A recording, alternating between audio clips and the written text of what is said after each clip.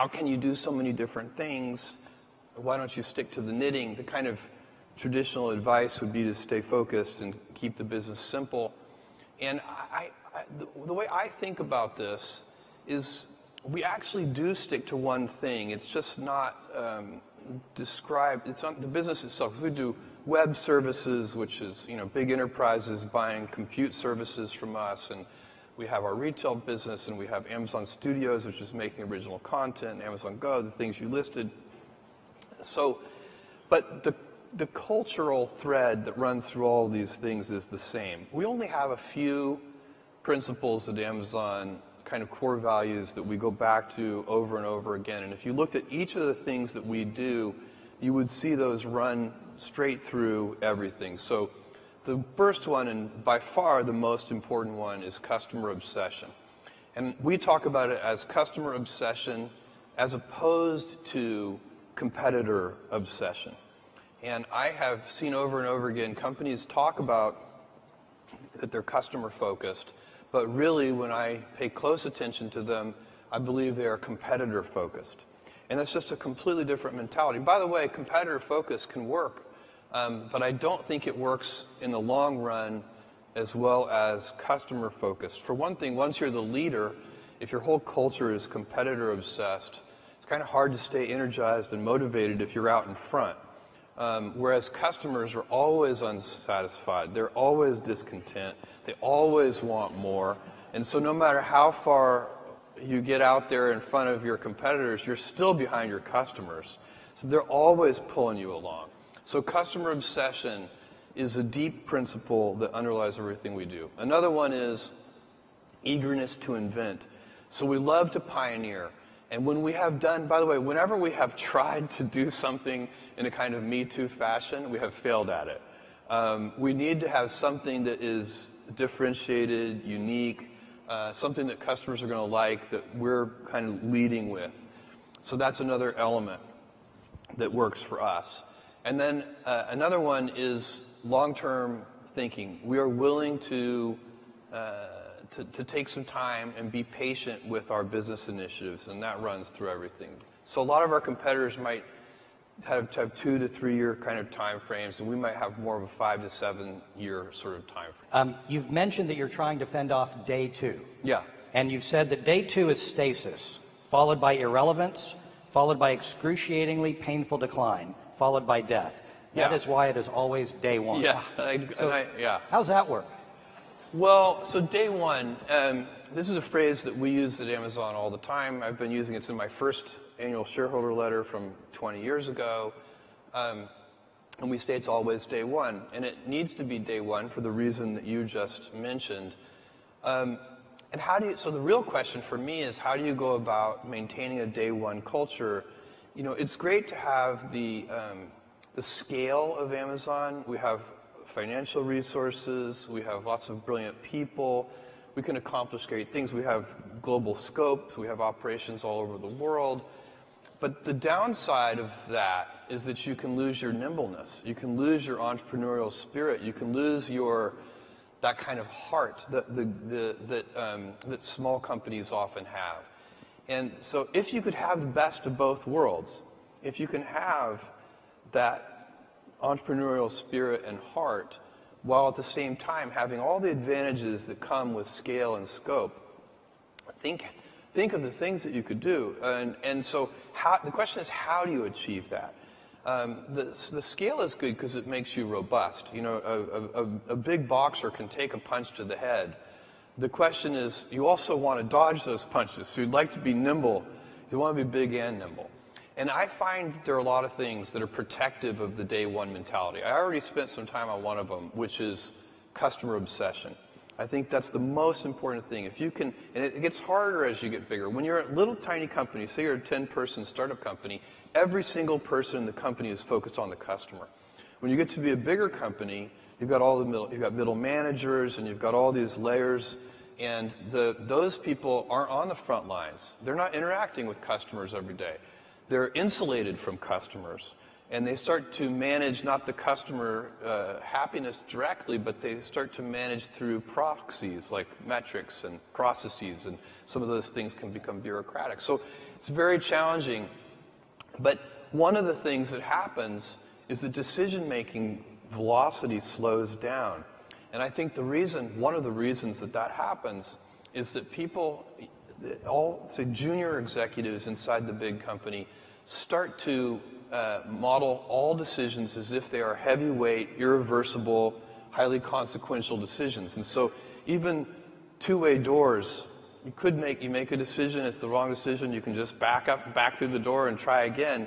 Even those reversible decisions start to be made with heavyweight processes.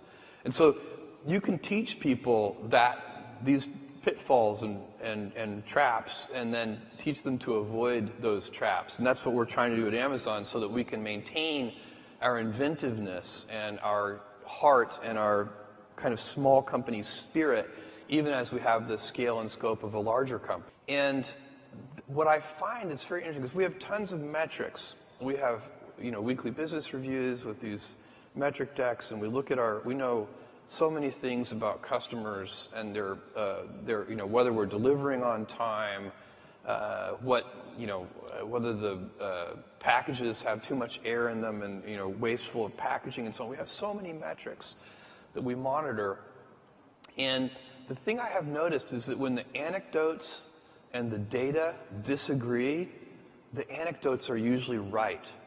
There's something wrong with the way you're measuring it. And that's why it's so important to keep you need to run something where you're doing, shipping billions of packages a year. For sure, you need good data and metrics. Are you delivering on time? Are you delivering on time in every city? Are you delivering on time to apartment complexes? Are you delivering on time in certain countries? You do need the data, but then you need to check that data with your intuition and your instincts, and you need to teach that to all the senior executives and junior executives too. By the way, more generally, what I preach at Amazon to all of our employees is when we are criticized, there is a simple process that you need to go through, which is first you look yourself in the mirror and decide, is your critic right? Do you agree? Are we doing something wrong? If you are, change. And by the way, if you look yourself in the mirror and you decide that your critic is wrong, as we did with the customer reviews, then do not change, no matter how much pressure is brought to bear. Do the right thing in that case as well. Have a deep keel. You have to have a deep keel. Good.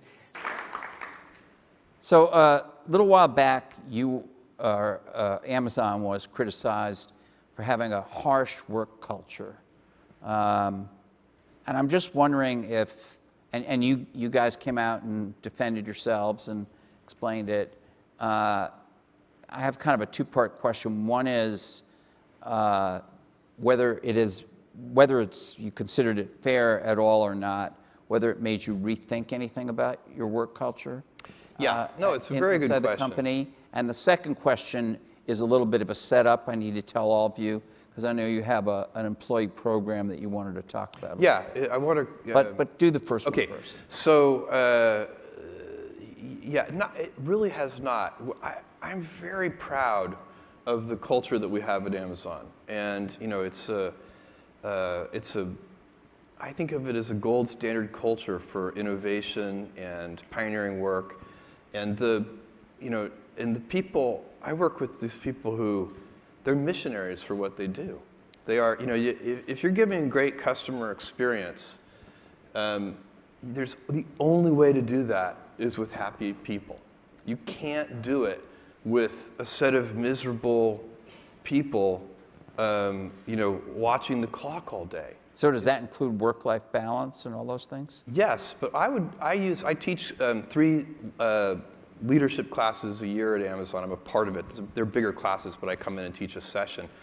And I always talk about work-life balance, except I like to use the phrase work-life harmony rather than balance, because to me, balance implies a strict trade, whereas I find that when I am happy at work, I come home more energized, I'm a better husband, a better dad, and when I'm happy at home, I come in and better boss and better colleague. And so it's not, you could be out of work and have terrible work-life balance. Even though you've got all the time in the world, Right. you could just feel like, oh my God, I'm miserable, and you would be draining energy. And so you have to find that harmony. It's a much better word. And I think for most people, it's about meaning. People want to know that they're doing something interesting and useful. And for us, because of the challenges that we have chosen for ourselves, we get to work in the future. And it's super fun to work in the future for the right kind of person. There are people, who, ours is an environment that embraces a lot of change. We have to, because the internet is changing, the technologies that we use are changing. We operate at the intersection of technology and retail, both of which are highly competitive industries. But it's a really, for somebody who hated change, I imagine high tech would be a pretty bad career. It would be very tough, and there are much more stable industries. And so they should probably choose one of those more stable industries with less change, and they'd probably be happier there. That industry would be tough for me. So we're not all the same. And for me, a job that, I don't know, like for me, the job that would be the hard would be like, I don't know, insurance claims adjuster, something, where I had the same job every day and it didn't change frequently. That would be hard. I'd do it, and I'd do it at a high quality level, but I wouldn't like it. And A lot of them have iPads now. Okay, even so. I'm just saying, there's a little change there. Okay. Okay. Pretty soon they'll have machine learning too.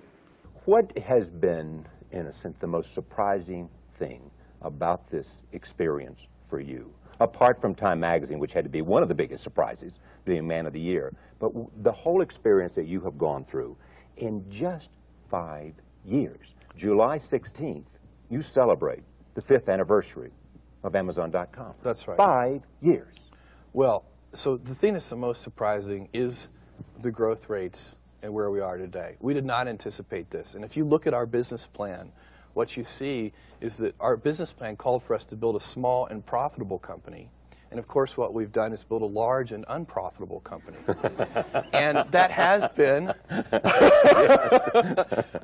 been a conscious decision based on the fact that in the early years, we saw that this was working so much better than we ever anticipated. In fact, we were profitable in December of 1995, 6 months after opening.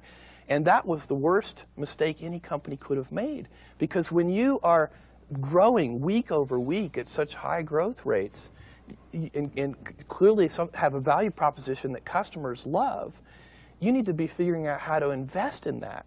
So for us, that meant investing in new geographies, which is very expensive. We have Amazon.co.uk and Amazon.de. We're doing more in that regard. And investing in new product categories, new stores. So we've built an electronics store. We've built a toy store. We've built a tool store, and kitchen is our most recent But at thing. some point... Buy the OXO salad spinner. That's my tip. It's a good... And over the last 5 years, what's the biggest mistake you've made? Well, first of all, there have been many. And thank you for not asking me to catalog them. Or list them. Yeah. I think the biggest mistake is probably, I would have 9 months ago, maybe 10 months ago at this point, we needed to put in place a lightweight but formal planning process for the company. We had reached a size where we're doing that now, but I think it's about 9 months too late. And we've always done a good job of planning with a fairly informal process. And I'd say we even did a pretty good job over the last 9 months of doing that. But I think we could have gotten even more accomplished. We launched half a dozen stores or so in that time period, so we got a lot done. But I think we could have gotten even more done if we'd have had a lightweight, non-bureaucratic, but formal planning process. And why didn't you? Just because your CEO blew it. Is that right? He just didn't have time. He was too busy. He was doing other things. I think that's right. Yeah. I just read a story about Napster over the weekend, and there was a quote from Andy Grove saying, that what the technology that's coming out of companies like Napster could change the nature of the internet as we know it. Do you see that at all? Well, I don't know if it can, I think there's maybe a more profound thing about Napster. I think Napster is very profound. The thing that I think is amazing about it is it's an indication of how a single person can influence the world when the world is as networked as it is now becoming. A single person who's 19 years old. That's right. So this is a 19-year-old with no team, acting as an individual in his college dorm room, who builds a piece who's 20 years old, who builds a piece of software and releases it to the world. And just a short number of months later, every record label is suing him. 5 years ago, you could not possibly, no matter how hard you tried as an individual, have gotten every major record label to sue you. There's nothing you could have done. No, you couldn't have done it. They would have ignored you. They would have said, you're irrelevant, they wouldn't have given you the pleasure. Yeah, that's right. So this is truly a remarkable indication of the ability of a single person in this networked world, a single person with a powerful idea to change the world. But does it also suggest that around the corner, I mean, is the threat of somebody who could come along, not the threat, somebody come along because just like this, and dramatically change the notion of the way we know the web today? I think that it is. I think that is likely, or I think that's the world we live in. I think the world we live in is, the sort of the length of time that a generation of technology is likely to continue to be important is going to continue to shrink and shrink and shrink. And what that means is that companies have to put an ever-increasing emphasis on speed of response and flexibility. What do you do, though, as a leader of a major online company to make sure that you are in touch with people like some 19-year-old in his bedroom with a computer changing profoundly so much that all the record companies want to see him? How do you stay in touch with that kind of experimentation and that kind of energy? Hire smart people. And how do you go about that? If you don't hire, because a single individual cannot keep in touch with the plethora of of new things happening. So what you have to do is you have to put in place a recruiting process that attracts and retains smart, talented, hardworking people who want to be a part of your mission, whatever it is. Then when you talk to them, when they bring out the CEO to talk to these people, what's the mission statement you tell them? First, it's Earth's most customer-centric company. And we have and I explain what we mean by that, because we have a very precise definition for customer-centric. It means listen, invent, and personalize. So first, you have to listen to customers. Companies that don't listen to customers fail. Second, you have to invent for customers, because companies that only listen to customers fail. It's not the customer's job to invent for themselves.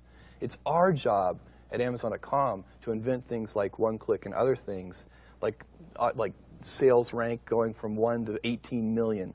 Those kinds of things that customers really like. That's our job, not theirs, to think of that. And third is personalize. Take every individual customer and put them at the center of their own universe.